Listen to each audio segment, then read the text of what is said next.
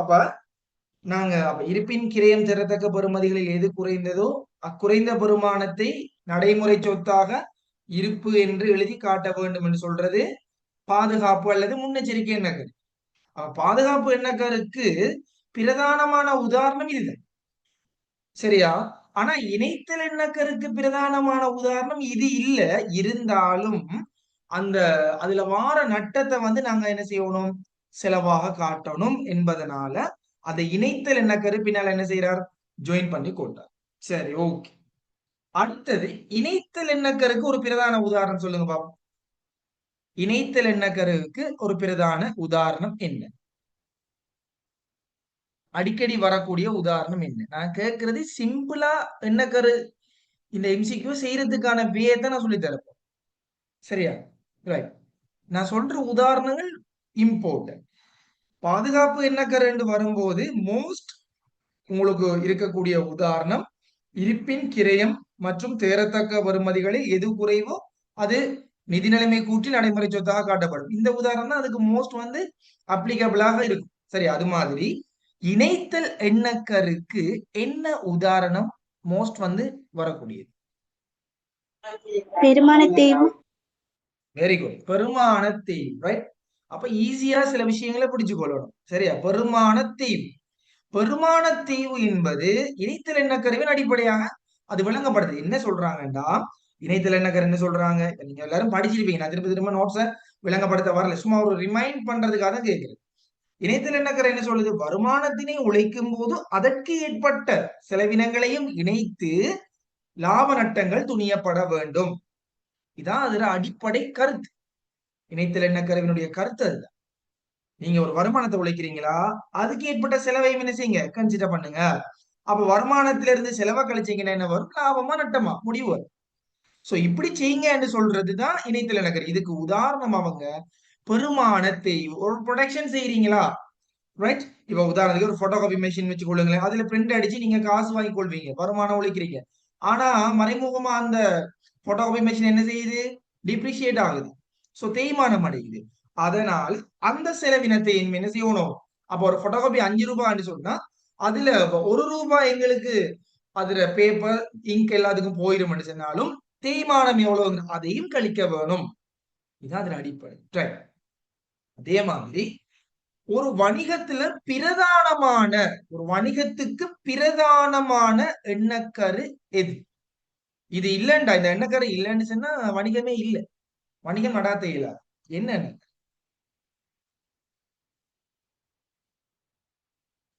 பிரதானமான எண்ணக்கரு என்ன? எண்ணக்கரு நிறைய இருக்குது. அதுல மிக பிரதானமான முதலா இடத்தை பிடித்து கொண்ட எண்ணக்கரு என்ன? எண்ணக்கரு என்ன? எண்ணக்கரு சொல்லுங்க. அழகுசார் எண்ணக்கரு இல்லம்மா, அழகுசார் எண்ணக்கரு இல்ல. அதையும் தாண்டி மிக பிரதானமானது என்ன? தொடர்ந்து இயங்கும் எண்ணக்கரு. Very good. தொடர்ந்து இயங்கும் எண்ணக்கரு தான் மிக மிக பிரதானமான எண்ணக்கரு. ஒரு வணிகத்துல இந்த எண்ணக்கரு இல்லைன்னு சொன்னா வணிகம் இயங்க இயலாது, வணிகம் இயங்க மாட்டேன். சரியா? அப்ப முதலாவது சொல்லப்படுகின்ற ஒரு எண்ணக்கரு தொடர்ந்து இயங்கும் எண்ணக்கரு. அப்ப அந்த தொடர்ந்து இயங்கும் எண்ணக்கருவின் பிரகாரம் என்ன உதாரணம், அதுக்கு பிரதானமான உதாரணம்? இந்த எண்ணக்கருக்கு ஒரு ஸ்பெசிபிக்கான உதாரணம் இருக்குது. என்னது? நான் என்ன சொல்றதெல்லாம் ஷார்ட் ஐடியா, தேவையான நோட் பண்ணி வச்சு கொள்றது. சரியா? உங்க நோட்ஸ்ல எல்லாம் இப்படி எல்லாம் இருக்காது. நான் சொல்றது டிரெக்ட் விஷயங்க. எந்த எண்ணக்கருக்கு எந்த உதாரணம் மோஸ்ட் எலிஜிபிள்னு சொல்லி வர நான் சொல்ற விஷயம் அப்படி மோஸ்ட் எலிஜிபிளான விஷயம் தான் சொல்றேன். ஈஸியா போகும். Very good. ரைட். அப்ப சிமா சொல்றீங்க என்ன, நடைமுறை சொத்துக்கள் நடைமுறை சொத்துக்கள் எனவும் நடைமுறை அல்லா சொத்துக்கள் எனவும் இரு வகதிகளாக பிரிக்கப்படுது. Very good. அது மாதிரி பொறுப்புகள் நடைமுறை பொறுப்புகள் என்றும் நடைமுறை அல்லா பொறுப்புகள் என்றும் பிரிக்கப்படுது. இது பிரதானமான உதாரணம். பிரதானமான உதாரணம் முதல் நாம தெரிஞ்சு வச்சுக்கொள்ளும், அப்புறம் தான் துணை உதாரணங்கள் தெரியும். சரி, ரைட், வெரி குட். அடுத்தது குத்தகை ஆதனங்கள் தொடர்பாக பேசப்படுகின்ற எண்ணக்கரு என்ன? எண்ணக்கரு குத்தகை ஆதனத்தை ஸ்பெசிபிக்கா பேசுற எண்ணக்கரு என்ன? தோற்றத்திலும் பார்க்க கருத்து முக்கியத்துவம் என்ன கருத்து? தோற்றத்திலும் பார்க்க கருத்து முக்கியத்துவம் என்ன கருத்து? Right, very good guys. அப்ப இப்படிதான் அந்த எந்த பாயிண்ட்ஸ் எந்த மெயினா எதை டார்கெட் பண்ணுது, எந்த எண்ண கருவை சொல்லுது. ரைட், அடுத்தது கேட்கிறேன். ஒரு கொடுக்கல் வாங்கல் நடந்த உடனேயே அது கணக்கேடுகளில் பதிவு செய்யப்பட வேண்டும் என வலியுறுத்தும் எண்ணக்கரு என்ன?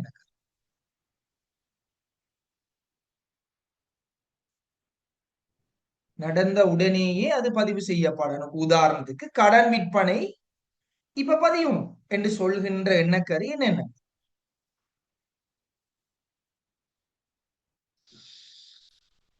பிரதானமான எண்ணக்கருவா, துணை எண்ணக்கருவை கேட்கல, பிரதானமான எண்ணக்கருவை தான் கேட்கு.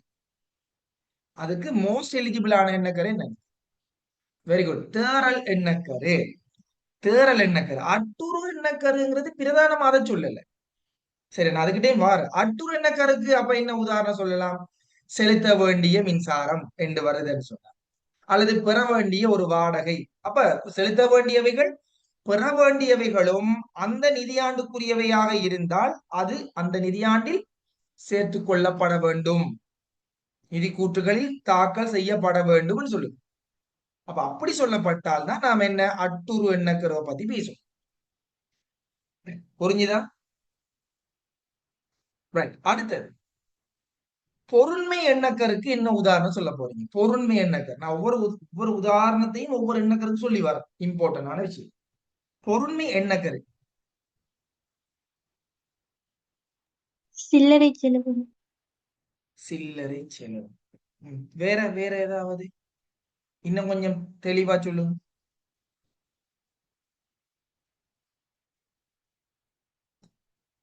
சில்லறை செலவுகள்னு சொல்றீங்க, இன்னும் கொஞ்சம் தெளிவா சொல்லலாம். ரைட், நான் உதாரணம் ஒன்று சொல்றேன். எழுதுகருவி செலவுகளானது நிர்வாக செலவில் காட்டப்பட்டுள்ளது. இது எந்த எண்ணக்கருவின் பிறகு?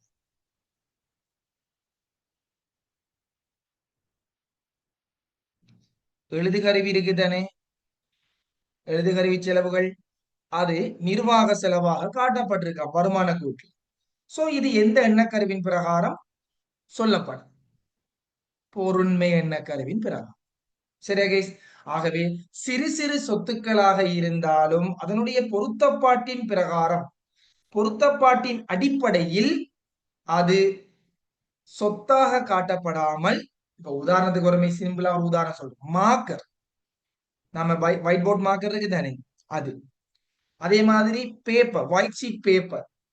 ரைட், இப்ப சொல்லுங்க, ஒயிட் ஷீட் பேப்பர் எத்தனை வருஷம் நீடிச்சு வாழ, இப்ப எத்தனை வருஷம் வரைக்கும் இருக்கும் வச்சிருந்தா?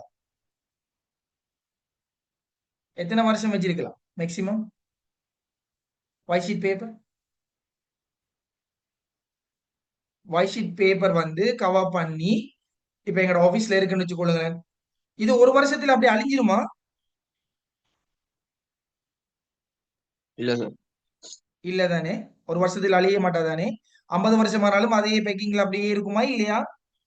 அப்ப நாங்க இந்த ஒயிட் ஷீட் பேப்பரை கொண்டு போய் நடைமுறையில சொத்தா காட்டுவது பொருண்மையான தன்மையா, பொருத்தப்பாடுடைய தன்மையா? சொல்லுங்க பாப்போம், சொல்லுங்களேன். பெரிய மெஷினரி ஒன்று இருக்கக்குள்ள அதுக்கு பக்கத்துல ஒயிட் ஷீட் பேப்பர் என்று சொல்லி நடைமுறையில சொத்தா காட்டலாமா, அல்லது இல்ல சார். நடைமுறை சொத்தாக காட்டலாமா? இல்ல. ஏன்? அது நீண்ட காலம் பாவிக்க கூடியது என்றாலும் அது அவ்வளவு நல்லா இல்ல, அத சொத்து என்று சொல்றதுக்கு அவ்வளவு பொருத்தப்பாடு இல்லை. அதனாலதான் அதை நாங்க என்ன செய்யறோம், பொருண்மைத்தன்மையின் அடிப்படையில் சரியா நாங்க என்ன செய்யறோம் தெரியுமா, அதை கொண்டு போய் நடைமுறை, அதாவது வருமான கூட்டுல நாங்க நிர்வாக செலவினமாக ஒரு செலவீடாக அங்கீகரிக்கும். சரியா? ஆகவே கைஸ் நல்லா மைண்ட்ல வச்சுக்கோங்க, இந்த கணக்கீட்டு எண்ணக்கருல நேரடியா வரக்கூடிய கேள்விகள் மோஸ்ட் வந்து குறைதான் இருக்கும். சரியா? மோஸ்ட் வந்து குறைதான் இருக்கு. உதாரணத்தை நான் சொல்றேன் உங்களுக்கு. சரியா? இப்ப கால அளவிட்டு எண்ணக்கருன்னு சொன்னா எல்லாருக்கும் தெரியும். எப்படி கால அளவிட்டு எண்ணக்கருன்னு சொன்னா என்ன சொல்லுது? ஒரு நிதி கூற்றானது 12 மாத கால தகவல்களை உள்ளடக்கி அது தயாரிக்கப்பட வேண்டும் என்று சொல்லுது. இது வெளிப்படையான ஒரு எண்ணக்கரு, கால அளவிட்டு எண்ணக்கரு. அப்ப அது எல்லாருக்கும் தெரியும். அப்ப அந்த கேள்வி அதிகமா வரும் என்று எதிர்பார்த்தீங்கன்னா அது வேஸ்ட். இப்படிப்பட்ட கேள்விகள் வரும்னு சொன்னா அந்த வசனத்தை அந்த எண்கருவை வாசிச்சா எங்களுக்கு வெளிப்படைத்தன்மை ஈஸியா புரிஞ்சு கொள்ள முடியாது. அப்படியான எண்கருக்கள் தான் அதிகமாக வரும். அப்ப நான் என்ன சொல்றேன், நல்லா நோட் பண்ணிக்கொள்ளுங்க, நல்லா இம்பார்ட்டன்ட் பண்ணிக்கொள்ளுங்க. பாதுகாப்பு அல்லது முன்னெச்சரிக்கை எண்ணக்கரு, இணைத்தல் எண்ணக்கரு, தோற்றத்திலும் பார்க்க கருத்து முக்கியத்துவ எண்ணக்கரு, பொருண்மை எண்ணக்கரு, தேறல் எண்ணக்கரு. இந்த 5 எண்ணக்கருவும் சரியா நல்லா மைண்ட்ல வச்சுக்கோங்க. 5 எண்ணக்கருவும் வெளிப்படைத்தன்மை அற்ற பெயர்கள். உதாரணத்துக்கு தேறல் என்றா என்னன்னு தெரியும். தேறல் என்று சொன்னா அதுல அந்த தலைப்பில் எந்த விதமான வெளிப்படைத்தன்மையும் இல்லை, கண்டுபிடிக்கலாம். அதை பத்தி கேட்கிற விதம் கூட இருக்கும். இணைத்தல், அப்ப அதுல வெளிப்படையா இல்லை. இணைத்தல் என்னன்னு வெளிப்படையா இல்லை. இப்ப பண அளவிட்டு என்ன கரன்சினா எங்களுக்கு தெரியும், பணம். அப்ப கொடுக்கல் வாங்க பணத்தினால் அளவிடக்கூடியதாக இருக்கணும் என்று சொல்லலாம் ஈஸியா. ஆனா இணைத்தல் சொன்னா அது என்னன்னு தெரியும், தெரிஞ்சாது மட்டும் தான் சொல்லலாம். பாதுகாப்பு அல்லது முன்னெச்சரிக்கை, அப்ப இது வெளிப்படைத்தன்மையற்றது. ரைட். அதே மாதிரி தோற்றத்திலும் பார்க்க கருத்து முக்கியத்துவம். அப்ப இதுவும் நாங்க எதுக்குரியது என்று சொல்லி எங்களுக்கு அடையாளம் காண முடியாது. தேறல் எண்ணக்கரு, இப்படியாக பொருண்மை எண்ணக்கரு. அப்ப இப்படியாக இந்த முக்கியமான எண்ணக்கருக்களை முதல் நீங்க என்ன செய்யணும், எண்ணக்கரு படிக்கும் போது கைஸ் இந்த நான் சொன்ன 5 விஷயத்தையும் ஃபர்ஸ்ட்டுக்கு படிங்க. ஃபர்ஸ்ட்டுக்கு இந்த நோட்ஸை பார்த்து விளங்கி கொள்ளுங்க. சரியா? அதுதான் அடிக்கடி கேள்வி என்ன செய்யும் வரும். மற்றதெல்லாம் வெளிப்படையானது. சரியா? அப்ப வெளிப்படையானதுகள் அடிக்கடி கேட்கிற வீதம் குறைவா இருக்கு. சரி, இப்ப உதாரணத்துக்கு நீங்க இவ்வளவு நாள் படிச்சிருப்பீங்க. உங்களுக்கு சில ஒரு கொஸ்டின் கேட்கிறேன். பொதுவா உங்களோட பாஸ் பேப்பர்ல எத்தனை கேள்வி மினிமம் வரும்? இதுல மினிமம் இந்த யூனிட்ல இருந்து மினிமம் எம்சிக்யூ எத்தனை கேள்வி வரும் பாப்போம். யாராவது அனலைஸ் பண்ணிக்கிறீங்களா? யாராவது அனலைஸ் பண்ணிக்கிறீங்களா? 4 கேள்வி வரும் சார்.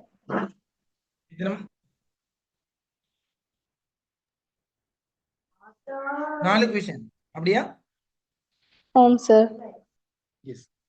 3 அல்லது 4 மினிமம் 3 கேள்விகள் உங்களுக்கு இருக்கு. அதாவது நீங்க ஆன்சர் டிக் பண்றதுலயும் இருக்கும், எழுதுற பகுதிகளிலையும் இருக்கும். அப்ப அதனால 3 மார்க்ஸ்ங்கிறது 72 எடுக்கிற பிள்ளைக்கு 75 முக்கியம், இம்பார்ட்டன்ட்.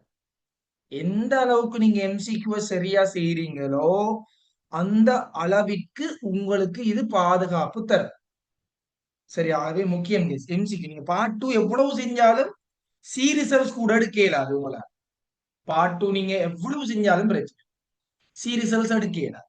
ஆனா நீங்க பார்ட் 1 மேக்சிமம் செஞ்சீங்கன்னு சொன்னா உங்களால நிச்சயமா ரிசல்ட்ஸை தீர்மானிக்க முடியும். ஆகவே அதனாலதான் அதை கொஞ்சம் நான் கொஞ்சம் ஹைலைட் பண்ணி கொண்டு போறேன். ரிசல்ட்ஸ் எடுக்கும், சும்மா எக்ஸாம் எழுதி வரதுக்கு நாங்க போகல. ரிசல்ட்ஸ் நல்ல ரிசல்ட்ஸ் வரும். அதனால இந்த பிரச்சனை இருக்குண்டா பிள்ளைகளுக்கு எம்சிக்யூ சைட் பார்ட் 2 மேக்சிமம் எல்லா இடத்துலயும் படிச்சிருப்பாங்க, அங்க இங்கன்னு சொல்லி செய்வாங்க. பட் பார்ட் 1 நிறைய ஸ்டூடெண்ட்ஸ் யூனிட் தெரியா, அதாவது ஐடியாஸ் இல்ல. அப்ப அதனால அதை மிஸ் பண்றது. சரியா? சோ அதுக்காக தான் நான் கொஞ்சம் அதை கன்சிடர் பண்றேன். ரைட்டா? ஓகே, தேவையான பிறகு பார்ட் 2 நாங்க பார்ப்போம், அது இஷ்யூ இல்லை. பட் முதல்ல கன்சிடர் பண்ணுவோம், நம்ம எம்சிக்யூ கிளியர் பண்ணுவோம். ரைட்டா? Okay guys, right. அப்ப இப்படியான எண்ணக்கருக்களை கட்டாயம் என்ன செய்யுங்க, நீங்க பாடமாக்கி அல்லது அதை புரிஞ்சு கொண்டு கட்டாயம் எக்ஸாம் உங்களுக்கு போக வேணும். சரியா? 3 அல்லது 4 கேள்விகளை நீங்கள் என்ன செய்யலாம், எதிர்பார்க்கலாம். 3 அல்லது 4 கேள்விகளை எதிர்பார்க்கலாம். சரி கேஸ், இப்ப நம்ம கேள்வி பகுதிக்குள்ள போவோம். ஓகே, சொல்லுங்க. நிறுவனம் ஒன்றின் கணக்கீட்டு எண்ணக்கருக்களை பிரயோகிப்பது தொடர்பில் பின்வரும் கூற்றுக்களில் எது சரியானது? சரியானதை தான் அவங்க கேட்கிறாங்க. சரியா ஃபர்ஸ்ட் கே இருந்தாலே நாங்க ஓகேன்னு சொல்லிடலாம், அல்லது கடைசி எவ்வளவுனாலும் சரியானது இருந்தா சரி. ரைட். முதலாவது, சாதாரண பங்குதாரர்களுக்கு வழங்கிய பங்கு லாபம். இது ஷேர் ஹோல்டர்ஸுக்கு நாங்க என்ன செய்யணும், டிவிடெண்ட் கொடுக்கணும், என்ன பங்கு லாபம் கொடுக்கணும். ரைட். அப்படி கொடுத்தா கம்பெனி நாங்க என்ன செய்யறோம்னு சொன்னா, நிறுத்தி வைத்த வருவாய்களில் இருந்து ஒரு கழிப்பணமாக காட்டுவதற்கான அடிப்படையை அழகுசார் எண்ணக்கரு வழங்குகிறது. அழகுசார் எண்ணக்கரு என்ன? உரிமையாளர் வேறு, நிறுவனம் வேறு என சொல்றது. உரிமையாளர் நிறுவனத்திலிருந்து ஒரு வேறான தனியான ஒரு நபர் அழகு. அவரும் நாமளும் ஒன்றில்ல, அவர் வேற நாங்க வேறு. லாபம் விளைச்சா அவருக்கு கொடுக்கும், நட்டம் ஏற்பட்டா அவற்றை இருந்து கலெக்ட் பண்ணி கொள்வோம். இதான் அதுக்கான பேசிக் அடிப்படை. சோ இங்க முதலாவது சொல்லப்பட்டது சரியா தவறா சொல்லுங்க பாப்போம். சரி சார். சரியா சொல்றாங்க. என்ன கொடுத்தா நாங்க என்ன செய்வோம், கழிச்சு கொள்வோம். இங்க நிறுத்தி வைத்த வருவாய்கள் இருந்து, அதாவது லாபத்திலிருந்து கழிச்சு கொள்வோம் சொல்றோம். So right answer. சோ அதுதான் சரியான. அப்ப அடுத்த ஆன்சரை வாசிக்க தேவையில்லை guys. அப்படி நீங்க சரியான ஆன்சரை கண்டுட்டீங்க அப்படின்னு சொன்னா அடுத்த ஆன்சர் கிட்ட போய் டைம் வேஸ்ட் பண்ணக்கூடாது. இதான் நம்மளோட ஸ்டூடெண்ட் செய்யற வேலை. ஒரு கரெக்ட் ஆன்சரை கண்டுட்டா அடுத்த ஆப்ஷனுக்குள்ள நாங்க என்ன செய்யக்கூடாது, போகக்கூடாது. சரியா? இதுல ஒரு டவுட்ஸ் இருந்தா மட்டும்தான் அடுத்த கேள்வி ஆன்சர், அந்த ஆன்சருக்குள்ள என்ன செய்யணும், போகணும். இதை நல்லா புரிஞ்சுக்கணும். இதெல்லாம் டெக்னிக். சரியா? டைம் விரயங்களை தயவு நான் கடைசி உங்களுக்கு எக்ஸாம் போறது கொஞ்சம் முன்னாடி ஒரு சில ஒரு ப்ரோக்ராம் நான் செய்வேன், என்னென்ன செய்யணும்ங்கிறது. அதே கட்டாயம் ஜாயின் பண்ணி கேட்டுக்குவேன். ஏன்னா சில பிள்ளைகள் எல்லாம் படிச்சிருப்பாங்க, செய்யக்கூடாத வேலைகளை செஞ்சு டைமை வேஸ்ட் பண்றது. Right, okay. ரெண்டாவது விஷயத்துக்குள்ள போகணும். பின்வரும் கணக்கிட்டு எண்ணக்கருக்களில் எது கிரயம் தேறிய இந்த வசனம் சொல்லிட்டு போகக்குள்ளேயே உங்களோட மனசுக்குள்ள வந்துடும். நான் ஏற்கனவே சொல்லிட்டேன் உதாரணம், எதுக்கு இந்த உதாரணம் பொருந்தும் சொல்லிட்டேன். அப்ப கைஸ் அதான் அந்த ஸ்பீட் சொல்றது. சரியா? ஸ்பீடா ஆன்சர் எடுத்துருவோம். நான் ஏற்கனவே சொன்னேன், அதுதான் சொன்ன பாடமாக்குங்க, இப்படி பாடமாக்குங்க. எந்த எண்ணக்கருக்கு டெபினிஷன் பாடமாக்காதீங்க தயவு செய்து. அப்படி பாடமாக்கினா நீங்க எக்ஸாம் போறதுக்கு தகுதி இல்லைன்னு அர்த்தம். டெபினிஷன் வேணாம், உதாரணத்தை பாடமாக்குங்க. நான் ஏற்கனவே சொல்லி தந்தேன், அதான் நோட் பண்ணுங்கன்னு சொன்னேன். முன்னெச்சரிக்கை எண்ணக்கரு, அதாவது இந்த வசனம் எது, கிரயம் தேரத்தக்க பெறுமதிகளில் எது குறைவோ அத்தொகை நடைமுறை சொத்தில் காட்டப்படும், மிகுதி நட்டமானது ஏனைய செலவில் காட்டப்படும். இது தொடர்பான எண்ணக்கருக்கள் என்னன்னு சொல்லி நான் என்ன செஞ்சேன் ஆல்ரெடி. பிரதானமான அடிப்படை பாதுகாப்பு அல்லது முன்னெச்சரிக்கை எண்ணக்கரு, அதோட சேர்ந்து ஜாயிண்ட் அடிக்கிறது என்ன, இணைத்தல் எண்ணக்கரு. இந்த ஆன்சர் எங்க இருக்கு, எத்தனையாவது ஆன்சர் தேடுங்க. டைம் வேஸ்ட் வரக்கூடாது. எஸ், ஒரு சிலர் சரியான ஆன்சர் பண்ணிக்கலாம். எத்தனாவது ஆன்சர், மத்த எல்லாரும் பேசணும் என்னோட. பயப்படாதீங்க, பிள்ளையா சொல்லிடுவோம். நாங்க 10 பேர் சரியா சொல்ல கூட நான் ஒரு ஆள் பிள்ளையா சொல்லேன் என்று நீங்க கவலைப்பட. பிள்ளையா சொல்லி திருந்திட்டீங்கன்னு சொன்னா லைஃப்ல நீங்க என்ன செய்ய மாட்டீங்க, இந்த கேள்விக்கு பிள்ளை செய்யவே மாட்டீங்க. அதாவது நீங்க ஒரு தரம் பிள்ளை விட்டுட்டீங்கன்னு திரும்ப அதே விஷயத்துல பிள்ளை விட மாட்டீங்க. அதில் பயப்படாதீங்க, சொல்லுங்க. எல்லாம் கற்றுக்கொள்றது தானே. சரியா? ரைட். ஆகவே எங்களுக்கு தேவை பிரதான். அப்ப நான் ஏற்கனவே சொல்லிட்டேன், இந்த வசனம் வந்தால் முன்னெச்சரிக்கை எண்ணக்கரு, அதுக்கு பின்னால் என்ன ஜாயிண்ட் அடிக்கணும், இணைத்தல். அடுத்து ஏபிசி கொஸ்டின்ஸ் வந்தா நான் ஏற்கனவே சொல்லிட்டேன், நீக்குதல் செய்ய வேண்டும். ஓகே. இப்ப இதுல அதிகமாக இருப்பவர் என்ன, ஏ என்னன்னு பார்ப்போம். அழகுசார் எண்ணக்கருவுக்கு இணங்க நிதி கூற்றுக்கள் உரிமையாண்மை தனியான மூலமாக இனங்காணப்படுது. நான் இப்பதானே பேசினோம், அழகுசார் என்றா என்ன, அழகுசார் எண்ணக்கருங்கிறது நிறுவனம் வேறு, உரிமையாளர் வேறான தனியான அழகு. ஆகவே 2 பேரும் ஒன்றில்ல. இது சரியா தவறு சொல்லுங்க பாபு. சரி சார். சரி சார். ஓ எஸ். அப்ப ஏ வராத ஆன்சர் அவுட். எத்தனையாவது ஆன்சர் அவுட் ஆகிடுவார், இந்த இருக்கார் என்ன, இவர் அவுட், இவர் போயிடுவார். சரி, ஓகே. அடுத்து ரெண்டாவது. அப்ப அடுத்தது பி இருக்கிறார், சியும் இருக்கிறார். அப்புறம் 2 பேரையும் நாங்க பார்த்துதான் வேற வழி இல்லை. தொடர்ந்து இயங்குதல் என்ன கருவானது சொத்து மற்றும் பொறுப்புகளை நிதி கூற்றுக்களில் இருந்து நடைமுறை மற்றும் நடைமுறை அல்லாதது. ஏற்கனவே சொல்லிட்டேன் நான். இந்த எண்ணக்கருக்கு இதுதான் உதாரணம். தொடர்ந்து இயங்கும் எண்ணக்கரு தான் பிரதானமான எண்ணக்கரு ஒரு வணிகத்துல. அதுக்கு உதாரணம் என்ன, நடைமுறை சொத்து, நடைமுறை அல்லா சொத்து. நடைமுறை பொறுப்பு, நடைமுறை அல்லா பொறுப்புகள் என சொத்துக்களும் பொறுப்புகளும் வகைப்படுத்தப்படுது. சோ அதே உதாரணம் சொல்ற விளங்குதா? ரைட். அப்ப பியும் கரெக்டா இல்லையா சொல்லுங்க பாப். Correct sir. கரெக்ட். அப்ப பி வராதது 2 பேரும் போயிடுவாங்க. இப்ப ஆன்சர் 5ஆவதாக இருக்கணும் அல்லது 2ஆவதாக இருக்கும். 2. அப்ப ஆன்சர் கிட்ட நெருங்கி வந்துட்டோம். இதான் அந்த நீக்குதல் முறையில் இருக்கிற நன்மை என்னன்னா, ஆன்சர் கிட்டமுட்ட வந்துரும், நாங்க மேக்சிமம் நெருங்கிடுவோம். ரைட், அடுத்ததையும் பார்த்தா முடிஞ்சுது. வருமான கூற்றில் ஒவ்வொரு காலத்துக்குமான பெருமானம் ஏற்கனவே சொன்னா இல்லையா? பெருமான தெய்வங்கிறது எந்த எண்ணக்கருக்கு பொருத்தம்? வாசிக்க தேவையில்ல, ஈஸியா கண்டுபிடிச்சிடலாம். என்ன எண்ணக்கரு? இணைதல் எண்ணக்கரு சார். இதுக்காக தான் அந்த உதாரணங்களை சொல்லி தந்தோம். விளங்குதா? இப்ப அதுல அர்த்த இப்படித்தான் நாங்க படிப்போம். எதுக்கு எது உதாரணம், இதை படிச்சுக்கிட்டு போவோம். அப்ப ஈஸியா ஆன்சர் எழுதலாம், யோசனையே வராது. அந்த மைண்ட் சொல்லிடும் இதுதான் ஆன்சர், அப்பா நம்ம இது தெரியும் தான் நம்மளுக்கு என்ற மாதிரி ஃபீல் ஆகும். சரியா? அந்த எக்ஸ்பர்ட் தன்மை வந்துட்டுச்சுன்னா ஈஸியா ஆன்சர் கொடுத்துருவீங்க. சரியா? ஆகவே எங்களுக்கு தெரியும் மூன்றும் சரி. So which one is correct?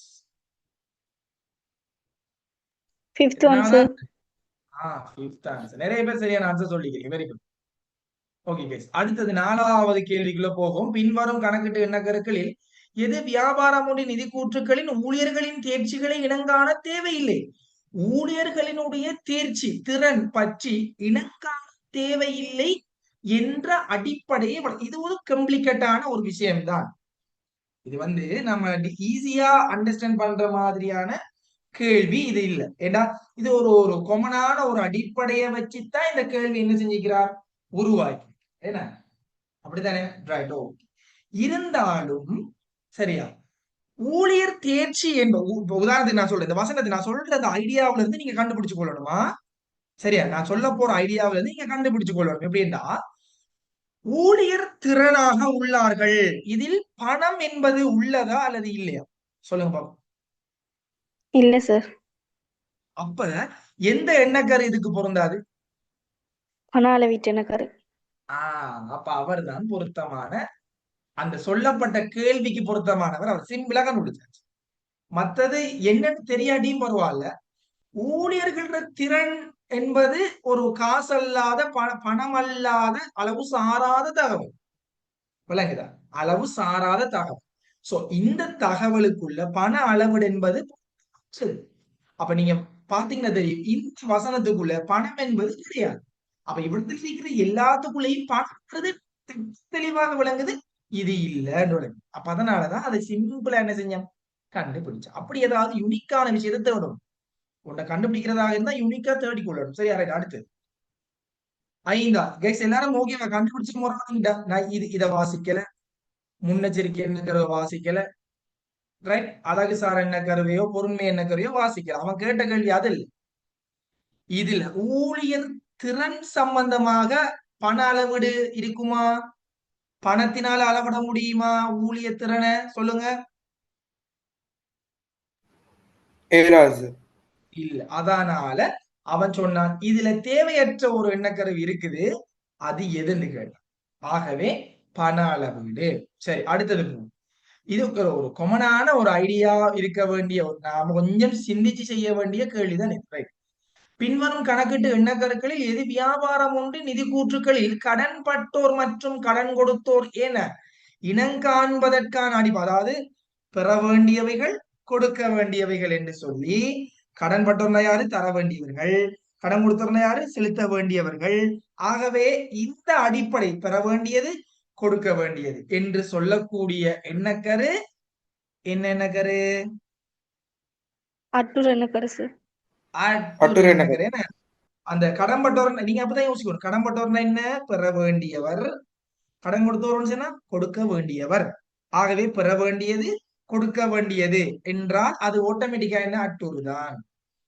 அப்ப ஈஸியா கண்டுபிடிச்சிடலாம். சரியா? Okay, good. ரைட், 6வது கேள்வி நம்ம ஒமிட் பண்ணோம், அது இதுக்குரிய கேள்வி இல்லை, அது கம்பெனில வரக்கூடிய கேள்வி. ரைட், 7வது, பின்வரும் எண்ணக்கருக்களில் எது நிதி நிலைமை கூற்றில் சொத்து நடை? இந்த வசனத்தை வாய்ச்சாலே ஈஸியா பிடிச்சிடலாம். என்னது சொல்லுங்க. கீழே வாசிக்க தேவையில்லை, ஆன்சர் பார்க்க தேவையில்லை. என்ன எண்ணக்கரு? சொத்து பொறுப்பு டிவைட் பண்ணி சொல்றது என்ன எண்ணக்கரு? சொல்லுங்க கைஸ், எல்லாரும் கான்ஃபிடென்ட்டா சொல்லுங்க பாப்போம். தொடர்ந்து இயங்குதல் எண்ணக்கரு. எண்ணக்கரு. என்ன? தொடர்ந்து இயங்கு. வெரி குட், தொடர்ந்து இயங்கும். இனி அந்த வசனம் தான் முக்கியம். சரியா? அடுத்து, பின்வரும் எண்ணக்கரு எது வருட முடிவில் உள்ள சரக்கிருப்பை கிரயம் தரத்தக்க? இப்ப ஈஸியா சொல்லுங்க பாப்போம். கிரயம் தேரத்தக்க எண்ணக்கரு. இந்த விஷயம் வருதுன்னா என்ன எண்ணக்கரு பொருத்தம்? ஃபர்ஸ்ட்டுக்கு முன்னெச்சரிக்கை எண்ணக்கரு சார். Very good. அதுக்கப்புறம் வரல என்ன கரு வரலாம். இப்ப உதாரணத்துக்கு இந்த கேள்வியில கைஸ், இந்த கேள்வியில முன்னெச்சரிக்கை என்ன கரு இல்ல. அப்படி இல்லைன்னா என்ன கரு அதுல அடுத்ததா போட்டிருக்கலாம். இணைதல் என்ன கரு? இணைத்தல் என்ன கருவை நாம அடுத்ததா போட்டிருக்கோம் அவங்க. கிளியரா? அப்ப நாம அதையும் என்ன செய்யணும், விளங்கி செஞ்சு கொள்ளணும். ஓகேவா? இங்க முன்னெச்சரிக்கை என்ன கரு இருக்கிறதால அவரைத்தான் நாங்க முதல்ல என்ன செய்வோம். ரைட். இப்ப நான் இப்படி ஒரு விஷயம் வருது எனக்கு வச்சுக்கொள்ளுமே. இதுல முன்னெச்சரிக்கை என்ன கருவும் இந்த கேள்வியில இருக்குது, இணைத்தல் என்ன கருவும் இருக்குது. இப்ப இணைத்தலை படுத்த இணைத்தல் என்ன கருவும் இருக்குன்னு வச்சுக்கொள்ளுமே. இப்ப எது சரியான ஆன்சர்? மிகச்சரியான ஆன்சர் எது? முன்னெச்சரிக்கை என்ன கருத்து? முன்னெச்சரிக்கை Very என்ன good. கரு சார்? அப்ப அதான் முக்கியத்துவப்படுத்தணுமா, அதான் அந்த முக்கியத்துவப்படுத்தி சொல்றேன். Right, okay. அடுத்த 9வது விஷயம், பின்வரும் கணக்கிட்டு இந்த வாசிக்கக்குள்ளேயே எங்களுக்கு மனசுல பற்றணும் இது இன்னதான் சொல்லி, அதுக்கப்புறம் தான் நாங்க என்ன செய்யணும், கீழே ஆன்சர் கிட்ட போகணும். ரைட். பின்வரும் கணக்கிட்டு எண்ண கருக்களில் எது வருமான கூற்றில் ஒவ்வொரு காலத்துக்குமான பெருமான தேய்வு? ஆட்டோமேட்டிக்கா ஆன்சர் வந்துடணும் மனசுல. பெருமான தெய்வ கதைச்சா என்ன ஆன்சர்? இணைதல் என்ன கரு சார்? Very good. இணைத்தல் என்ன பாருங்க. அந்த நான் என்னத்தை நான் இப்ப விளங்கிட்டா கைஸ், நான் என்னத்தை சொன்னேன்னு விளங்கிட்டா. என்ன கருவை நாம சரியா செய்யறா, என்னத்தை பாடமாக்கணும், நோட்ஸையா உதாரணத்தையா? உதாரணத்துக்கு. Very good. உதாரணம் தெரிஞ்சாலே ஈஸியா பிடிச்சிருவேன். ரைட். அங்க வேற ஒன்றும் தேவையில்ல. அடுத்தது, பின்வரும் கணக்கிட்டு எண்ண கருவில் எது வாடிக்கையாளருக்கு பொருட்களை விநியோகிக்கும் நேரத்தில் அதனை விற்பனை வருவாயாக வருமான குற்றில் இனங்காண. ஏற்கனவே சொல்லிட்டேன். ரைட். என்ன சொன்னேன்? விற்பனை நடந்த உடனே என்ன செய்யணும், பதியணும் என்று வலியுறுத்துகின்ற எண்ணக்கரு என்ன எண்ணக்கரு? தேரல் என்ன நான் கரு சார்? உதாரணத்துக்கு சொன்னேன், கடன் விற்பனைன்னு சொன்னேன். என்னது சொல்லுங்க, என்ன எண்ணக்கரு? தேரல் என்ன கரு? எண்ணக்கரு என்ன? அதான் guys பாருங்க, இப்ப நீங்க இதுவரைக்கும் பார்த்ததுல அதிகமான கேள்வி என்னென்ன எண்ணக்கருக்குள்ள வந்துச்சு. இப்ப நீங்க அதை அனலைஸ் பண்ணுங்க. அடுத்து ஒரு நேரம் பார்த்ததுல அதிகமான கேள்விகள் எந்த எண்ணக்கருவுல வந்துச்சு? நான் சொன்ன எண்ணக்கரு வந்துச்சா வரலையா? வந்துச்சு சார். ஆமா சார். பாருங்க. அப்ப கேள்வி அமைக்கிறவர மைண்ட்ல இருக்கிற விஷயத்தை தான் நான் உங்களுக்கு சொன்னேன். என்ன டிரெக்டா நம்மளால விளங்கி கொள்ளக்கூடிய, உதாரணத்துக்கு பணால விட்டு எண்ணக்கரு, காலால விட்டு எண்ணக்கரு, இதை கேட்க மாட்டான். கிரைய எண்ணக்கரு இதெல்லாம் கேட்க மாட்டான். இதெல்லாம் ரேர், மிச்சம் ரேர். எது கம்ப்ளிகேட்டா இருக்குதோ, வசனத்தை அந்த தலைப்பை பார்த்த உடனே ஒரு ஸ்டூடெண்ட் வந்து அதை புரிஞ்சு கொள்ள முடியாதோ, அதுதான் கேள்வியில முன்னுரிமைப்படுத்தப்படும். அப்ப நீங்களே அனலைஸ் பண்ணிக்கோங்க எது வருதுன்னு சொல்லி. சரியா? ஏற்கனவே சொல்லிட்டு உங்களுக்கு இப்ப உங்களுக்கு அதை புரிஞ்சிருக்கும் என்ன கான்செப்ட். இப்படி படிச்சு வந்தீங்கன்றாலே போதும். இப்படி சரியா ஒவ்வொன்றையும் தெளிவா படிச்சு படிச்சு வந்திருந்தால் நீங்க எப்பவோ எக்ஸாமுக்கு ரெடி ஆயிருப்பீங்க. சரி, இப்பயும் ரெடி ஆயிருப்பீங்கன்னு நினைக்கிறேன். Okay, good. பின்வரும் கணக்கிட்டு எண்ண கருக்கள் எது நிதி கூற்றுக்கள் கடன் பற்ற கடன் கொடுத்தாரு? இதுக்கு முன்னாடியும் வந்துட்டு அந்த உதாரணம் என்னது சொல்லுங்க. அப்ப அதுக்கு என்ன உதாரணம் யூஸ் பண்றான்னு புரிஞ்சுதா? அட்டூர் எண்ணக்கருக்கு. அடுத்தது 12வது, பின்வரும் கணக்கிட்டு எண்ணக்கருக்களில் சொத்து பொறுப்பு என்பவை பிரிச்சு காட்டணும் சொல்றது பிரதான எண்ணக்கரு என்ன எண்ணக்கரு? சொல்லுங்க. தொடர்ந்து என்ன கருத்து? Very good, very good. பின்வரும் கணக்கிட்டு எண்ணக்கரு எது கணக்கிட்டு சமன்பாட்டில் உரிமை தனிக்கூறாக உரிமையாளரை வேறுபட்ட ஒரு தனி அழகாக காட்ட வேண்டும்? இது இப்ப நீங்க ஏற்கனவே அதெல்லாம் சொல்லிட்டீங்க. என்ன எண்ணக்கரு சொல்லுங்க பாப்போம். அல்லது தொழில் முழுமை கூட்டு தத்துவம். இந்த இருக்கு, ரெண்டும் ஒரு பேர் தான். அழகுசார் எண்ணக்கரு என்று சொன்னாலும் அதுதான், தொழில் முழுமை கூற்று தத்துவம் என்று சொன்னாலும் அதுதாங்க. சோ ஆகவே நாங்க தெளிவா விளங்கி கொள்ள வேணும். தொழில் முழுமை கூற்று தத்துவம்ங்கிறது அல்லது அழகுசார் எண்ணக்கரு அல்லது உரிம எண்ணக்கரு, இன்னொரு பேரும் போடலாம், உரிம எண்ணக்கருன்னு போடலாம். சோ எல்லாம் உண்டுதான். கொஞ்சம் நம்ம அதாவது இந்த கவுன்ஸை பொறுத்த மட்டும் தமிழ் மீடியத்துல வர ஒரே ஒரு பிரச்சனை, ஒத்த கருத்துள்ள சொல்ல கொண்டு போய் தேடி பிடிச்சு போட்டுருவான். சரியா? அதை போட்டு நம்மளை காணாடுபடுத்து. சரியா? இதான் நடக்கிற பிரச்சனை. அதுல இருந்து நாங்க மீண்டு கொண்டோம்னா சரி, ஓகே, அவ்வளவுதான். பின்வரும் கணக்கிட்டு எண்ணக்கருக்கள் எது அல்லது எவை நிறுவனம் ஒன்றின் நிதிக்கூற்றில் உத்தரவாதத்திற்கு ஏற்பாட்டினை மேற்கொள்ள வேண்டும்? உத்தரவாதம் என்பது ஏற்பாடு. ஒரு உத்தரவாதம்ங்கிறது ஒரு சேஃப்டிக்கான ஒரு அடிப்படை. என்ன? ஒரு சேஃப்டிக்கான அடிப்படை. இது ஃபியூச்சர்ல ஒரு செலவாகவும் என்ன செய்யலாம், வரலாம். இது கொடுக்கப்பட வேண்டியதாகவும் மாறலாம். சரியானே? இப்ப இந்த அடிப்படைகளை கொண்டதுதான் உத்தரவாதம். விளங்குதா? சரி, இப்ப இதுல சொல்லுங்க பாப்போம். அதாவது நல்லா மைண்ட்ல வச்சுக்கோங்க. ஒரு உத்தரவாதம் என்பது நான் உங்களுக்கு ஒரு உத்தரவாதம் தாரேன். அப்ப ஃபியூச்சர்ல நான் ஏதாவது வந்தா நான் தரணும், அப்ப கொடுக்கணும் என்றா அதுக்கு ஒரு அப்ப என்ன கருத்து பொருந்தும் அதுக்கு. Right, okay. உத்தரவாதம் இப்ப நான் உங்களுக்கு ஃபியூச்சர்ல இப்ப நான் ஒரு உத்தரவாதம் தரேன், நட்டம் வந்தா நான் தருவேன். அது நட்டம் என்று சொன்னாலே ஆட்டோமேட்டிக்கா எங்க வருமான கூட்டுல போயிடும். வருமான கூட்டுல நட்டம்ங்கிறது தாக்கல் செய்யப்படணும். அப்ப அதுக்கும் ஒரு எண்ணக்கரு பொருந்தும். ஏன் உத்தரவாதம் செய்யறோம்னு கேட்டு பாருங்க, ஒரு சேஃப்டிக்காக. சோ இதுல அப்ப எது சரியான ஆன்சரா இருக்கலாம் பாப்போம். Fifth one, sir. Which one is correct? சொல்லுங்க. Fifth one, sir. Fifth one என்ன? ஏன்? ஒரு உத்தரவாதம் என்பது நாம ஃபியூச்சர்ல ஒரு லேபிள், அதாவது கொடுக்கணும். அவனுக்கு சொல்லிட்டேன், வாக்குறுதி அளிச்சிட்டேன், நடந்தால் கொடுக்க வேண்டியது. அப்ப அட்டுரு அது உண்டு. நடந்தால் கொடுக்கணும். நடந்துட்டு அப்படின்னு சொன்னா அது செலவா காட்டணும். சோ செலவா காட்டணும் என்றாலே ஆட்டோமேட்டிக்கா இணைத்தல். சரி, ஏன் உத்தரவாதம் வழங்குகின்றோம்? ஒரு பாதுகாப்பிற்காக முன்னேற்பாடு செய்து. ஆகவே மூன்றும் பொருத்த முடியாது. எனவே the correct answer is fifth one. இது கிளியரா கைஸ்? நான் சொன்ன ஐடியா கிளியரா? Sir. மத்தாக்கள் கிளியரா? என்ன மாதிரி? ஒருத்தர் ரெண்டு பேர் தான் பேசுற மாதிரி இருக்கு, ஃபீல் ஆகுது. பட் நிறைய பேர் வந்து பேசுறீங்க இல்ல. நீங்க தான் பேசணும். சரியா? Right, okay. விற்பனை கிரயத்தை ஒரு செலவினமாக வருட முடிவில் உள்ள சரக்கிருப்பு சொத்தொன்றாகவும் மிக சிறப்பாக இனங்காண பயன்படுத்தும் எண்ணக்கரு என்ன? எண்ணக்கரு பாப்போம். பாப்போம் என்ன சொல்லுங்க.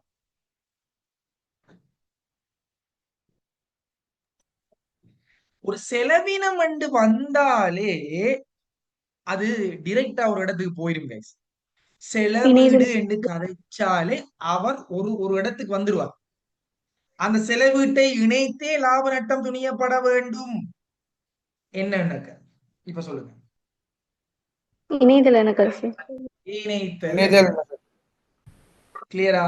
அப்ப விடத்தை நாம புடிச்சு கொண்ட வசனம் இவ்வளவும் இல்ல, இவ்வளவையும் புடிச்சு கொள்ளல. நாம புடிச்சு கொண்ட வசனம் செலவீனம். எப்பவுமே செலவீடு சம்பந்தமா கதைக்கிற ஒரே ஒரு எண்ணக்கரு இணைத்தல் எண்ணக்கரு. கிளியரா? கிளியரா கை சொல்லுங்க. ஓகே, நான் என்ன சொல்லி தரதெல்லாம் ஐடியாஸ், மறந்துடப்படா. சரியா? ரைட். இப்ப நான் ஏற்கனவே சொன்னேன், எம்சிக்யூ மார்க் பண்றதுலயும் வரும், எழுதுறதுலயும் வரும். நாங்க 3 கேள்விகளை குறைஞ்சது நாங்க எதிர்பார்க்கலாம், அல்லது 4 கேள்வி வரும். சரியா? ஆகவே கைஸ் நான் சொன்ன ஏற்கனவே, அப்ப அதை சரியா புடிச்சுக்கோங்க. ஓகேவா? இப்ப என்ன கேக்குறாங்க? பின்வரும் கணக்கீட்டு நடவடிக்கையில் இதுக்கு தேவையான பொருத்தமான எண்ணக்கருவை சொல்லுங்கன்னு சொல்றாங்க. ஓகே, நாங்க சொல்லுவோம். எங்களுக்கு இப்ப ரிப்பீட் கொஸ்டின்ஸ் இது என்னன்னா, முன்ன வந்து ஆன்சரை தந்துட்டு கேள்வியை போட்டாங்க. இப்ப கேள்விக்கான ஆன்சரை தந்து இப்ப என்னன்னு கேக்குறாங்க. Right, okay. முதலாவது பாப்போம். விற்பனை செய்யப்பட்ட பொருட்களுக்கு வழங்கப்படும் உத்தரவாதம். நம்ம ஏற்கனவே 3 எண்ணக்கருவை படிச்சுட்டோம். 3 எண்ணக்கரு சொல்லலாம் சொல்லிட்டோம். எதையும் சொல்லலாம். எதை சொல்ல போறீங்க? முன்னெச்சரிக்கை எண்ணக்கரு. இணைத்தலை சொல்லலாம். பாருங்க, உதாரணம் காட்டுறேன். இப்பதான் பார்த்துட்டு வந்தேன். பாருங்க, இந்த பாருங்க, உத்தரவாதம் 3ஐயும் சொல்லலாம் கைஸ். விரும்பினத்தை போட்டு அடிங்க, அவ்வளவு. எதை போட்டாலும் அப்ப நாம தப்பிக்கிறதுக்கு எதென்றாலும் தெரிஞ்சிருக்கும். அப்ப உத்தரவாதம் என்று கதைக்கும் போது நீங்க அற்றுற எண்ண கருவையும் பயன்படுத்தலாம், இணைத்தல் எண்ண கருவையும் பயன்படுத்தலாம், அல்லது பாதுகாப்பு அல்லது முன்னெச்சரிக்கை எண்ண கருவையும். கிளியரா?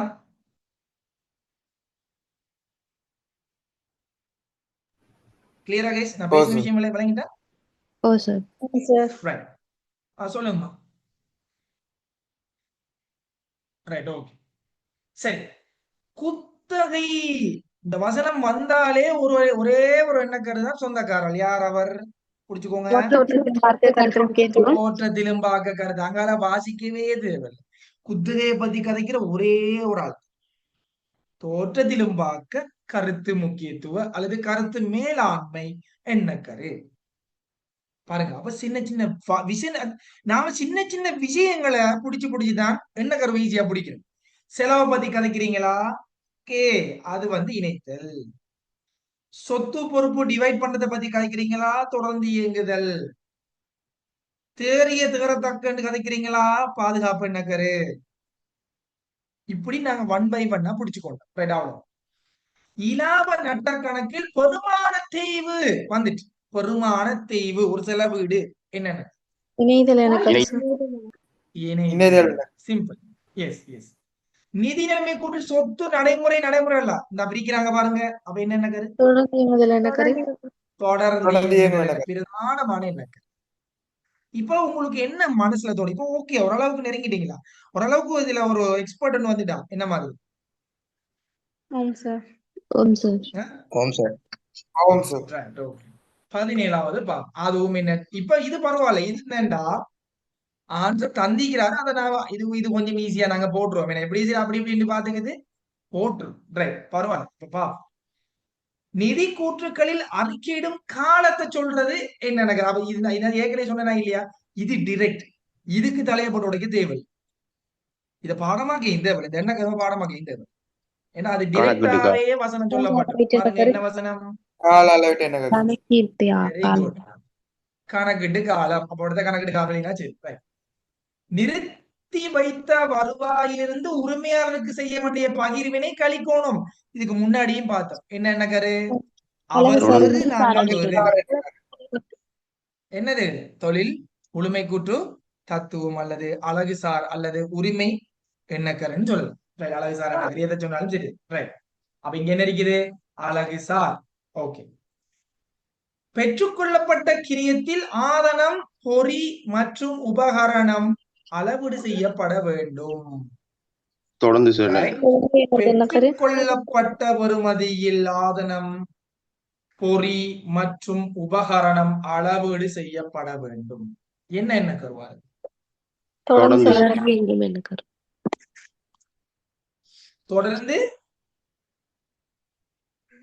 செல் எண்ணக்கர். என்ன? தொடர்ந்து செல் எண்ண. ஏன் அதை சாய்ஸ் பண்றேன்னு தெரியுமா? கீழேதானே ஒரு மிக முக்கியமான ஒருத்தர் வெளிப்படையா இருக்காரு பாருங்க. என்னது?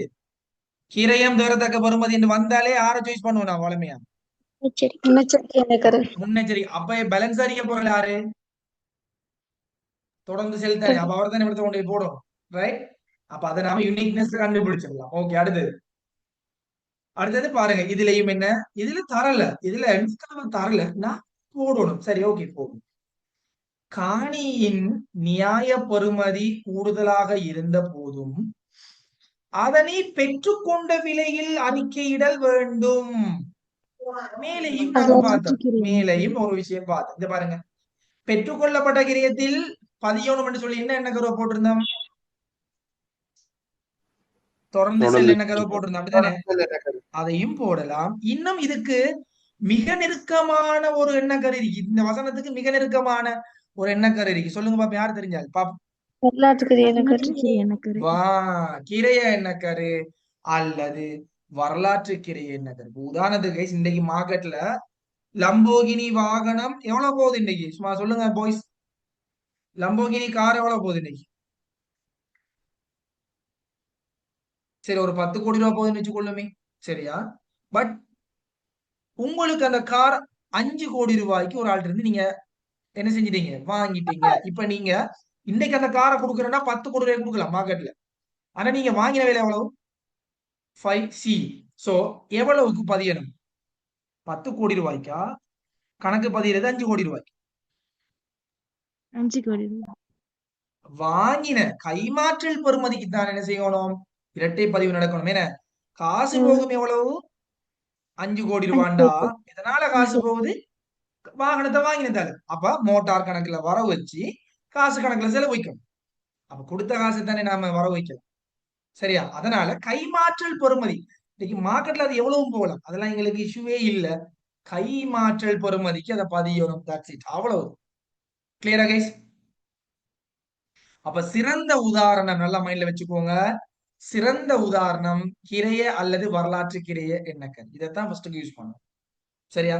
அதுக்கப்புறம் தான் தொடர்ந்து இயங்கும் எண்ணக்கருங்கிற சரியா அந்த வசத்தை யூஸ் பண்ணும். நீங்க ஃபர்ஸ்ட் யூஸ் பண்றேன்னு சொன்னா சொத்துர கைமாற்றல் பெறுமதி அல்லது நியாய பெறுமதி வாங்கின விலை இப்படி கதைச்சா நாம ஃபர்ஸ்ட் ஆப்ஷன் கிரைய எண்ணக்கரு. அவ்வளவுதான். இயந்திரத்தை பயன்படுத்த எதிர்பார்க்கும் காலத்திற்கு அதன் பெருமான தேய்வினை இணங்காமல் பெருமான தேய்வு என்று வந்தாலே ஒரு வசனம் தெளிவா விளங்கும். என்ன எண்ணக்கரு? இணைதல் இதுக்கு பின்னாடி இன்னொரு எண்ணக்கருவையும் சொல்லலாம். என்ன எண்ணக்கருவை சொல்லலாம் விரும்பினால்? கால அளவு. கால அளவிட்ட எண்ணக்கரையும் சொல்லலாம். ஆனா பிரதானமானது இணைத்தல் எண்ணக்கருவா. அது உங்களுக்கு தெரியும். 5000 ரூபாய்க்கு குறைவான கொள்வனவு விலையுடைய எல்லா சொத்துக்களும் செலவாக காட்டப்படும். ஏற்கனவே நான் சொன்னேன் எழுது கருவி. என்ன எண்ணக்கரு? பொருண்மை எண்ணக்கரு. பொருண்மை எண்ணக்கரு. அப்ப இதான் விஷயம். பேப்பர் ரிம் ஒரு 1800 ரூபாய் 2000 ரூபாய்க்குல வரும். அப்ப வணிகத்துல சிறு சொத்துக்கள் அதான் சொல்றான். சரியா? சிறு சிறு சொத்துக்கள் செலவாக காட்டப்படும் என்று சொன்னாலே பொருண்மை எண்ணக்கரு. வேற ஒரு எண்ணக்கரு கிடையும் போது இதான் அதுல அடிப்படை. ரைட். சரக்கிருப்பு மதிப்பீடு செய்யக்கூடிய முதல் வெளி அந்த விலையிடல் முறையினை தொடர்ச்சியாக ஒரு முறையை தொடர்ச்சியாக பயன்படுத்த வேண்டும் என்று சொன்னால் அதுல ஒரு மறைமுக கருத்து ஒன்று இருக்கு. நல்லா எடுத்துக்கோங்க மைண்ட்ல. ஒரு முறையை தொடர்ந்தும் பின்பற்றணும்டா அடிக்கடி மாற்றக்கூடாது என்றது மறைமுக கருத்து. அப்ப என்ன?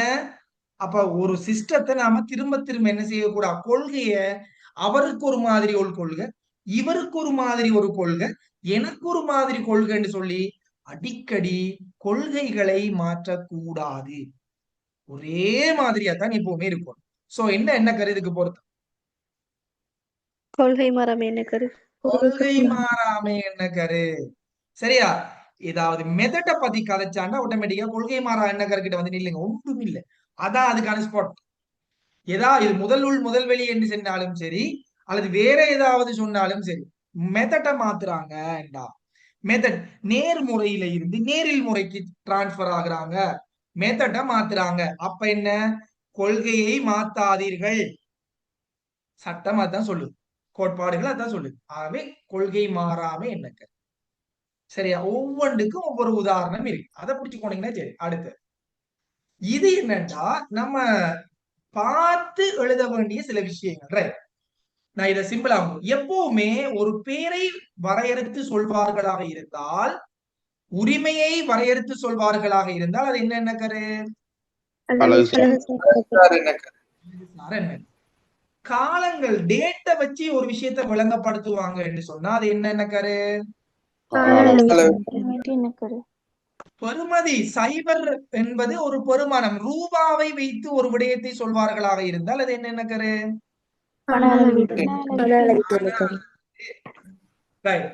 விற்பனை எனும் வருமானத்தினையும் ஒரு செலவையும் அடிப்படையாக கொண்டுதான் லாபம் துணியணும் என்று சொல்வார்களாக இருந்தால் அது என்ன எண்ணக்கரு? இணைதல் எண்ணக்கரு. ஒரு வருமானம் உழைக்கும் போது அதுக்கு ஏற்பட்ட செலவீடுகள் கழிக்கப்பட வேண்டும் என சொல்லுகின்ற செலவீட்டை பற்றி கதைக்கின்ற ஒரு எண்ணக்கரு. என்ன எண்ணக்கரு? இணைதல் எண்ணக்கரு. கிளியரா கைஸ்? இந்த விஷயங்கள் எல்லாம் கிளியரா? இப்ப உங்களோட மனநிலையில என்ன தோணுது? நாம இந்த எண்ணக்கருல கேள்விகள் வந்து செய்யலாமா செய்ய முடியாது? என்ன ரியல் உண்மையை சொல்லணுமா? ரைட். உண்மையை சொல்லணும். இது வரைக்கும் நம்மளுக்கு படிச்ச நாலேஜ் இருக்குது ஆல்ரெடி. பட் ஒரு ஐடியா ஒன்று வந்த மாதிரி ஃபீல் ஆகுதா? அதான் அதான் புரிஞ்சு கொள்ளுங்க. அதை பாடமாக்கி வச்சுக்கோ. நான் படிக்கிறேன். அடுத்தது போ. இப்ப நாம இதுக்கு ஆன்சர் என்ன செய்யணும்? நாம தான் சொல்லணும். வேற எந்த ஆப்ஷனும் தரல. எங்களுக்கு தெரியும். வருட இறுதியில் காணப்படும் மூலப்பொருட்கள் கிரயம் தேரத்தக்க. வந்துட்டு நம்மளோட வசனம் என்னது? தேறிய முன்னெ- தேறத்தக்க. பாருங்க என்ன வசனம் அது, என்ன கரு முன்னெச்ச- பொருத்தம். வெரி முன்னெச்சரிக்கை. குட், முன்னெச்சரிக்கை. ஒவ்வொரு கணக்கீட்டு காலத்திற்கும் என்னென்ன கரு, கால அளவீட்டு என்ன கரு? கால அளவிட்டு எண்ணக்கரு. பொருட்கள் விநியோகம் செய்வதற்கு முன்னர் வாடிக்கையாளர் பெற்ற முற்பணம் அட்டுரு இதெல்லாம் அட்டுரு. என்னென்ன கரு கொடுக்க வேண்டியவைகள் அட்டுரு எல்லாம்? அட்டுரு என்ன கரு? அட்டுரு எண்ணக்கரு. உற்பத்தி கணக்கில் இயந்திர பெருமான தீவு ஸ்டாப். இணைத்தல் எண்ணக்கரு. மீறல் என்ன இப்ப கரு? கொஞ்சம் ஈஸியா இருக்க புரிஞ்சு கொள்றது. 21வது கேள்வி அது வேற பகுதிக்குரிய கேள்வி, அடுத்து நாங்க அது தேவையில்ல. Right, okay. சொத்துக்களுக்கான கணக்கீட்டின் போது நிறுவனம் ஒன்று வரலாற்று கிரைய எண்ணக்கருவில் இருந்து விலகிச் செல்லக்கூடிய 2 சந்தர்ப்பம் என்னண்டா கைஸ்? இப்ப வளமையா நாம என்ன சொல்றோம், கைமாற்றல் பெறுமதிக்கு தான் பதியணும் சொல்லுவோம். ஏண்டா சொத்து இப்ப வாங்குறோம், உதாரணத்துக்கு ஒரு மோட்டார் வாகனம் வாங்குறோம் 10 லட்சம் ரூபாண்டா, காசு கணக்கு செலவு 10 லட்சம் ரூபாய். எனவே எதனால காசு போனதுன்னு கேட்டீங்கன்னு, மோட்டார் வாகனம் வாங்கினதால். அப்ப மோட்டார் வாகன கணக்கு வரவு 10 லட்சம் ரூபாய். அப்ப இது எங்களுக்கு தெரியும், எப்பவுமே வாங்கின விலைக்கு தான் பதியணும். இருந்தாலும் ஒரு சில சந்தர்ப்பங்கள்ல அதையும் மீறி நாங்க செயற்படுகின்ற ஒரு நிலைமை வரும். அது என்ன என்று சொல்லுங்கப்பா. 2 நிலைமை கேட்டுக்கிறார், அந்த 2 நிலைமைகளும் என்ன? ஆதன பொறியினை வந்து மீன்மதிப்பு பெறுமதி என்னமா விளங்குது? இருப்புக்குள்ள ஆதன பொறியினை வந்து மீன்மதிப்பு பெறுமதி பதிகிற ம் இருப்புக்களை வந்து தேறத்தக்க பெறுமதி குறைவான பெறுமதியில பதிகிற. இப்ப உதாரணத்துக்கு இந்த ஆதனம் பொறி உபகரணம் என்பது உதாரணத்துக்கு இவங்க சொத்துக்களை தான் பேசிக்காங்க, எதண்டி பேசல, நடைமுறை சொத்தா நடைமுறை இல்லா சொத்தான்னு பேசல, கொமனா அடிச்சு விடலாம். அப்ப ஏற்கனவே எங்களுக்கு தெரியும், இருப்பின் கிரயம் தேறத்தக்க பெறுமதிகளில் மதிப்பிடுகின்ற போது, அதே மாதிரி சொத்துக்கள் மதிப்பிழக்கின்ற போது இம்பேர்மெண்ட் லாஸ் சொல்லுவோம். கேஸ் 36 ரைட், இம்பேர்மெண்ட் லாஸ் சொத்துக்கள் மதிப்பிழத்தல். அதே மாதிரி சொத்துக்கள் மீள்வருமானம் விடுகின்ற போது, 3ஐயும் எழுதி வச்சுப்போம். சரியா? அப்ப சொத்துக்கள் மீள்வருமானம் விடுகின்ற போதும் நாம இந்த கண்டிஷனை மீறித்தான் போக வேண்டியிருக்கு, வேற வழி இல்லை, போய்தான் ஆகணும். ரைட், அடுத்து ஆடை தொழிற்சாலை ஒன்று தொடர்பில் பின்வரும் சூழ்நிலைக்கு மிகவும் பொருத்தமான எண்ணக்கருவை குறிப்பிடும். இது அப்ப அதுக்குள்ள போனா மட்டும்தான் நாம அதோட முடிவுகளுக்குள்ள வரணும். சரியா? அதுக்குள்ள போய்தான் பார்க்கணும், என்னன்னு வெளிப்படையா சொல்ல முடியாது. ரைட், ஒவ்வொன்றுக்கும் என்னென்னது பொருத்தம் இந்த அழிக்கிற கீழே கணக்கிட்டு என்ன கரு, ஒவ்வொன்றுக்கும் என்ன கரு பொருத்தம் தெரியும். சில விஷயங்களை வச்சு நாங்க மதிப்பிடுவோம். ரைட், துணிகளின் இருப்புக்களை நடைமுறை சொத்து, தையல் இயந்திரங்களை நடைமுறை அல்லா சொத்துக்களாக எங்களுக்கு தேவைதான். எது? சொத்துக்களை நடைமுறை அல்லா சொத்து நடைமுறை சொத்துக்களாக பிரிக்கிறது என்னென்ன கரு? தொடர்ந்து இருக்கும். என்ன 2வது, குறிப்பிட்ட வருடத்தில் செலுத்திய தொழிற்சாலை வாடகையின் ஒரு பகுதியை முற்பணமாக முற்பணம் அட்டுரு எல்லாம் எதுக்குள்ள வரும்? அட்டுரு. வருட இறுதியில் உள்ள துணிகளின் இருப்பின் கிரயம் தரத்தக்க பெறுமதி. ரைட், நம்ம வசனம் வந்துட்டு என்னென்ன கரு? ஆடுகள் விற்பனை செய்யும் போது விற்பனை வருமானத்தை உடனே பதிங்க என்னென்ன கரு? தேரல் என்ன கரு? Very good. விற்பனை வருமானம் ஒன்று நடந்தால் உடனே பதிங்கன்னு சொல்லுங்க. ரைட், இப்படியும் சொல்லுவான், இதை நோட் பண்ணி வச்சுக்கோங்க. முற்பண விற்பனை வருமானம் ஒன்று நடப்பாண்டில் பெறப்பட்டது. இது என்ன எண்ணக்கருவின் பிரகாரம் நாங்கள் கையாள வேண்டும் என்று சொன்னா என்ன எண்ணக்கருவை சொல்வீங்க? என்ன சொன்னு வழங்கிட்டா, அடுத்த ஆண்டுக்கான விற்பனையானது விற்பனை கணக்கினுள் உள்ளடக்கப்பட்டுள்ளது. சரியா தவறா? முதல்ல அதை சொல்லுங்க பாப்போம். அடுத்த ஆண்டு விற்பனைய இந்த ஆண்டு விற்பனைக்குள்ள சேர்த்து வச்சுக்காங்களா? இது சரியா தவறா? தவறு. வாழுது. அப்ப அதையும் சொல்றதும் என்ன, விற்பனை ஒன்று நடந்தா உடனே பதிங்கன்னு சொல்றதும் தேரல் என்ன கருதான். முற்பண விற்பனைகளை பதியக்கூடாது என்று சொல்வதும் தேர்ல என்ன கரு? இந்த ரெண்டுல ஏதாவது ஒரு ஒரு உதாரணம் முக்கியமானது. புரிஞ்சுட்டீங்களா? புரிஞ்சுட்டீங்களா? ஆம் சார். முக்கியமான ஒவ்வொரு பாயிண்ட்ஸையும் நோட் பண்ணி வச்சுக்கோங்க. ரைட், இதுவும் நம்ம இப்ப என்னன்னு சொல்லணும் அவ்வளவுதான். ரைட், பாப்போம். வருமானமானது உழைக்கப்படும் போது அது உடனே பதியணும். என்ன கரிப்பா பார்த்தோம். தேரல் என்ன கரு? என்ன கரு? 12 மாத கொண்ட காலப்பகுதி என்ன கரு? காலவீட்டு Very good.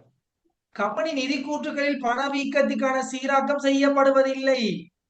பணவீக்கத்துக்கான சீராக்கம் செய்யப்படுவதில்லை. பாப்போம் என்ன கரு? பணால வீட்டு என்ன கரு? இன்னும் இன்னும் இன்னும் இன்னும் உள்ளுக்கு வாங்க. உள்ளுக்கு வாங்க. நீங்க வெளியில நிக்கிறீங்க. இந்த வசனத்தை பார்த்துப்படி நீங்க சொல்றீங்க. இப்ப உதாரணத்துக்கு நான் இன்னும் ஒரு உதாரணம் சொல்றேன். இன்னைக்கு நாம நேத்து வாங்கின காரோட பெறுமதி 5 கோடி ரூபாய். ஆனா இன்னைக்கு அது 7 கோடி ரூபாவா மாறிக்கு. என்னென்ன கரு? அத கவனத்துல கொள்ளக்கூடாது. என்னென்ன கரு? வரலாற்றுக்கிறை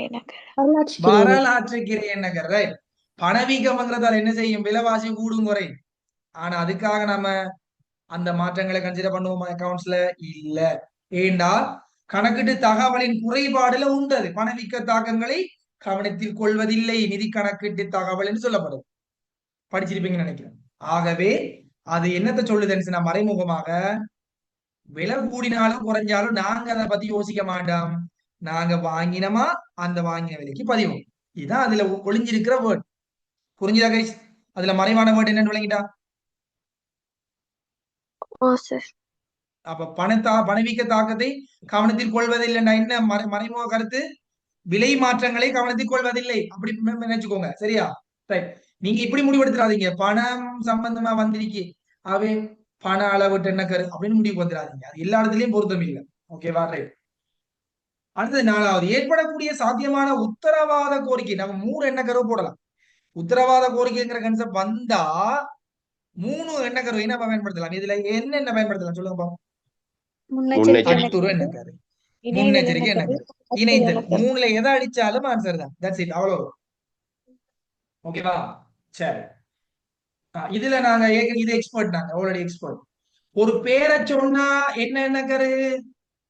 உரிமையை பத்தி சொன்னா உரிமை என்ன கரு? காலத்தை பத்தி சொன்னால் என்ன கரு?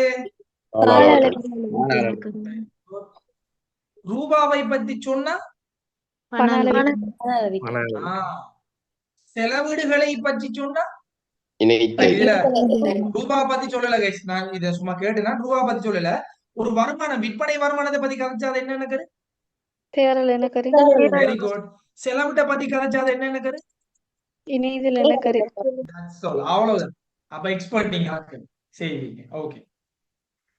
வியாபார உரிமையாளர் தனது சொந்த வீட்டினை திருத்துவதற்காக வங்கியில் இருந்து பெற்றுக்கொண்ட கடன் தொகையை தனது வியாபார நிறுவனத்தின் பொறுப்புகளில் உள்ளடக்கி இருந்தார். இந்நிலையில் நிறுவனத்தினால் மீறப்பட்டுள்ள கணக்கிட்ட என்ன இவருக்கு தெரியா? அது வேற நாங்க வேறங்கிறது இவருக்கு தெரியவே தெரியாதா?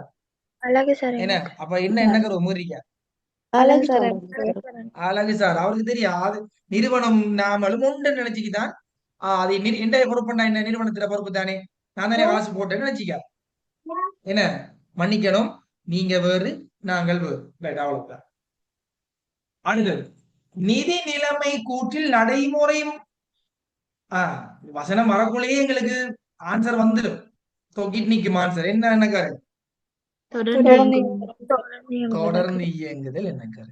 ஓகே, கிளியரா? இப்ப என்ன கரு கிளியரா? என்ன கரு வந்தா இனி சொல்லிட் பண்ணுவீங்களா? ஆன்சர் சொல்லிட்டா 3 மார்க்ஸ். சரியா?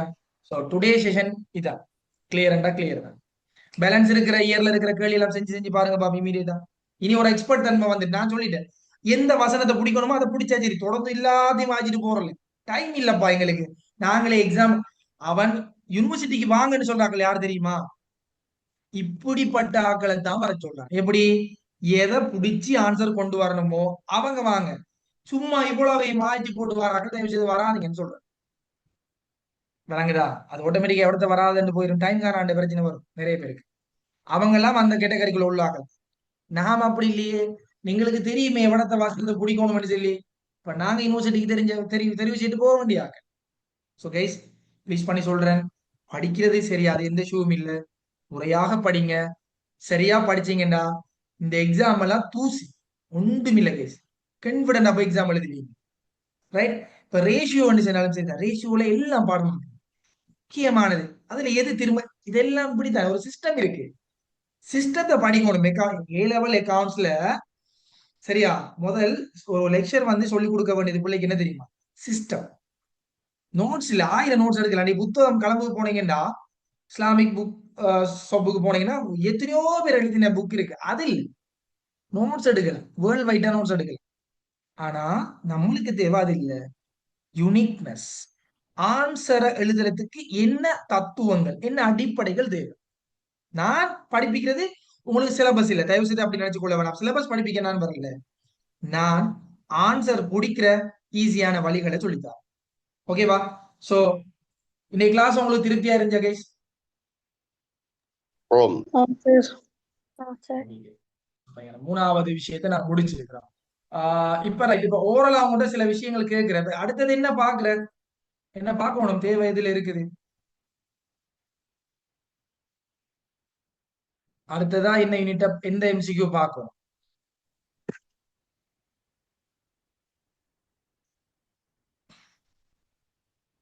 நான் உங்களுக்கு ஒரு போல் போடுறேன், சரியா? நீங்க அந்த அந்த போல்ல வந்து எது இம்பார்ட்டன்ட், நீங்க அடுத்தது பார்க்க விரும்புற எதுன்னு சொல்லி நீங்க டிக் பண்ணிக்கோங்க.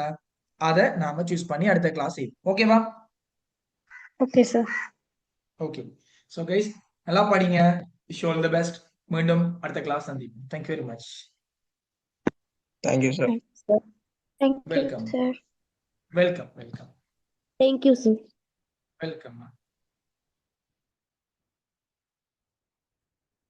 Welcome, Roshan.